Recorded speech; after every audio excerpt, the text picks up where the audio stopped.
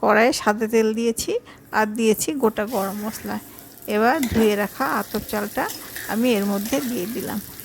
যতক্ষণ না লাল হবে ততক্ষণ পর্যন্ত আমি এটা নাড়তে থাকবো। এবার দিচ্ছি লবণ, হলুদ, আদা কুচি, কাজু কিশমিশ আর চিনি, কয়েকটা তেজপাতাও দিয়ে দিলাম। এবার ভালো করে এটা নেড়ে নেব, মিশিয়ে নেব। মিশিয়ে নিয়ে তারপর এটাতে পরিমাণ মতো জল দিয়ে ঢাকা দিয়ে দেব। এবার ঢাকাটা খুলে দেখে নেব কত দূর বাকি আছে। হ্যাঁ, আমার পোলাওটা এবার হয়ে গেছে, একদম ঝরঝরা পোলাও তৈরি হয়েছে। এবার আমি এর মধ্যে দেব গুঁড়ো গরম মশলা আর দেব সামান্য ঘি।